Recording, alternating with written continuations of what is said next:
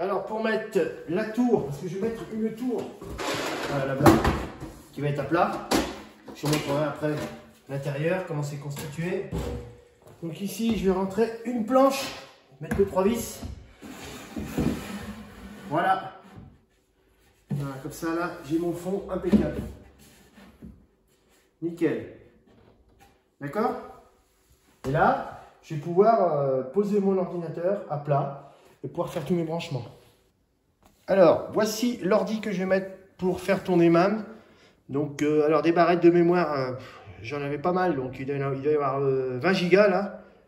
Ouais, il y a 2 x 8, 16, ouais c'est ça, 20 gigas. C'est un Intel 3,5 Go i3. Voilà, il y a un disque dur classique, 500 Go et un SSD, 128 Go, ouais. Voilà. Après, donc je vais utiliser la carte graphique de base, c'est une 4400 Intel.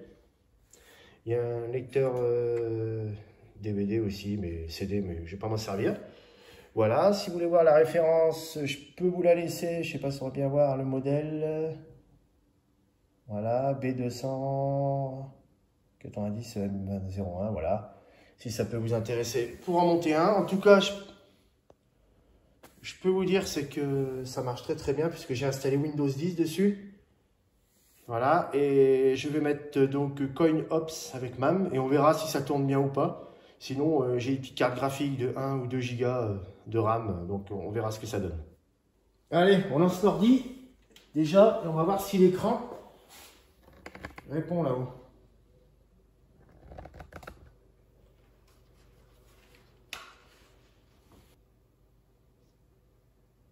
Donc Windows 10 en 4 tiers. J'ai souris, clavier en Bluetooth pour pas m'embêter avec des fils. Déjà qu'il y en a bien assez. Évidemment, il n'y a pas Internet pour l'instant. Mais ça roule. Alors, ce PC. Comme je vous disais, au niveau des caractéristiques, très important. Donc c'est un 3,5 GHz. Alors 24 Go de RAM, c'est ce que je vous disais, donc j'étais pas loin. 64 bits, ok, Windows 10 Pro. Voilà. Parfait. Donc là, j'ai un disque dur avec CoinOps. Je vais le glisser dedans et je vais lancer pour voir si ça marche. Alors, j'ai rien branché au niveau des manettes pour l'instant, du panel, tout ça. Donc il y a tous les câblages à faire. Après, brancher en USB derrière le PC et voir si elles sont toutes reconnues. Alors, petite info supplémentaire, donc j'ai été voir l'écran, donc c'est un 4 tiers et la résolution maximum 1280 par 1024. Voilà, je ne peux pas faire mieux pour l'instant et je pense qu'on n'ira pas plus haut. Mais ce qui est très bien pour faire tourner les jeux MAM et tout ce qui est ancien, il n'y aura pas de souci. Alors, avant de l'installer sur le disque dur, j'ai branché mon disque dur externe de 5 Tera. Alors, il n'y a pas 5 Tera dans CoinOps, hein. Il y a 2 Tera et demi, mais bon. Alors, je vais lancer CoinOps. Ouais, apparemment, ça a l'air d'aller. Voyons voir. Après, le son sort du PC, hein. C'est pas le son de... Mais ça a l'air d'aller. Ensuite, je sais pas si les jeux se lancent. On va voir.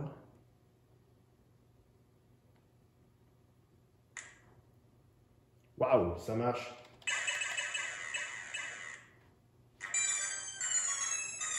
Par contre, ils sont en 16 millième, donc ça c'est à corriger, mais c'est rien pour les mettre en grand écran. Mais ça fonctionne. Cool. On peut changer les trucs. Et ben impeccable. Alors, le câblage. Donc j'ai mis le panel à l'envers. Donc voici l'interface avec tous ces connecteurs. Donc ça, c'est tout ce qui va aller là-dessus, sur les boutons. Donc vous voyez.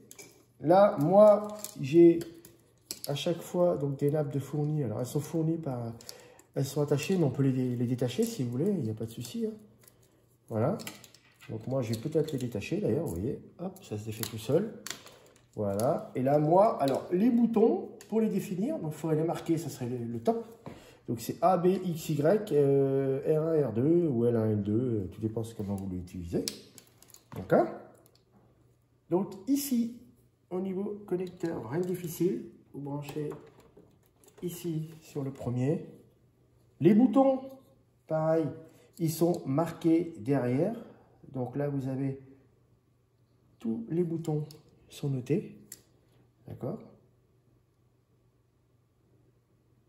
Vous avez même des boutons mode. Vous pouvez mettre le tir automatique, tout ça. Alors, je m'en sers jamais. Le turbo, le mode auto, voilà ce que je vous disais.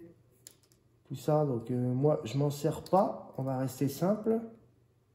Donc là, K1, K2, K3, 4, 5, 6, 7, 8, 9, 10, 11, 12. D'accord? Voilà. Donc, moi, le 1, il est là.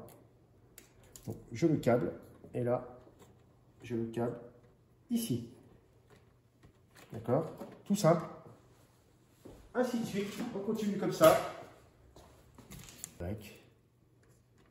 Voilà, ainsi de suite. Comme ça, vous continuez.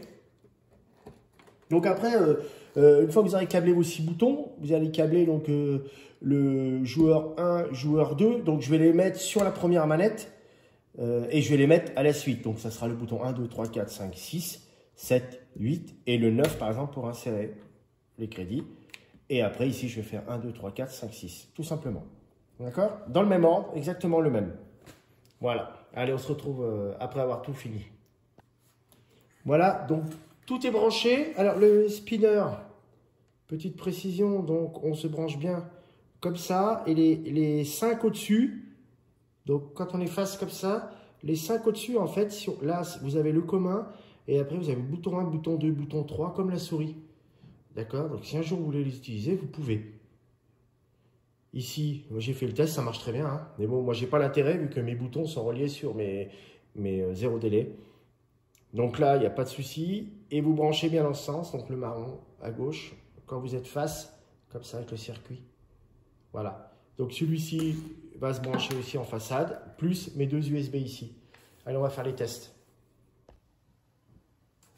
Alors, j'ai branché la première manette.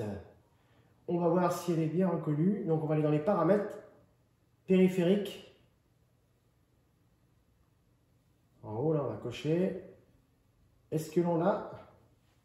Alors, qu'est-ce qu'on a? Ah, j'ai branché le spin track. D'accord. Alors, on branche la manette.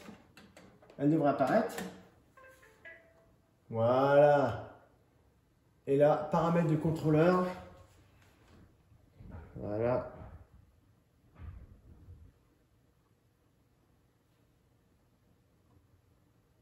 Générique USB. Parfait. Donc là, cette manette est bien reconnue.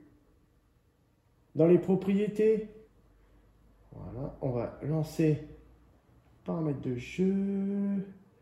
Propriétés, voilà. Donc, haut, bas, gauche, droite. Parfait.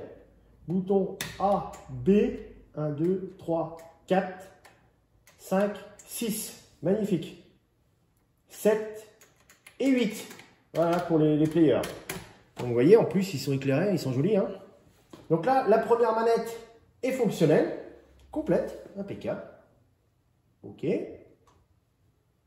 Je vais brancher la deuxième manette directement en façade aussi pour voir. Tac, deuxième manette qui apparaît. Pas si on voit bien, mais... Donc là, paramètres du contrôleur de jeu. Voilà. Gauche, haut, bas, gauche, droite. A, B, X, Y. 5, 6. Parfait. R1, L1. Donc c'est nickel. Voilà, donc mes 2 manettes sont bien reconnues. Maintenant, je vais brancher mon spinner. Pareil, donc le spinner, c'est tout ça. Voilà, vous avez gauche et droite, c'est tout, avec la souris. Ça, on voit bien. Voilà, parfait. Voilà, donc tout est fonctionnel. Je le lance. Et on va configurer vite fait les boutons pour voir si ça fonctionne. Voilà, on va lancer Arkanoid par exemple. Donc ça marche bien, ça a l'air de bien répondre. Alors par contre, effectivement, je suis configuré avec l'écran 16:9, donc j'ai vraiment...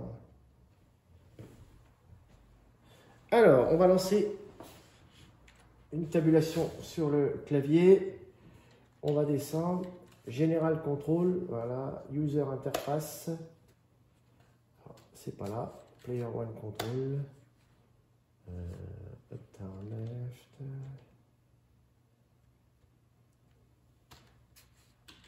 Other Control, pardon. Voilà. Player One Start. Hop. Ma touche qui va bien, la 1. La touche 2 ici. Et insérer coin. Donc là, ah oui, alors je ne l'ai pas branché encore, donc je vais mettre la touche 2 en attendant. Et ici, on va la virer. Voilà. Hop. Alors, pour ce jeu, le bouton 1, on va mettre celui-là par exemple. Hop.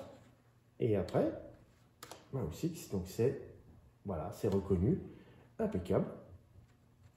Et là, hop. Voilà. Et là, normalement, je devrais pouvoir jouer. C'est-à-dire que là, je mets de l'argent. Et là, je balance le jeu. Il faut que j'enlève les overlays et puis agrandir l'écran. Donc, ils sont vraiment en 4/3. Mais, voilà, ça fonctionne. Ah, magnifique. Oh là là, ce pied. Une vraie borne.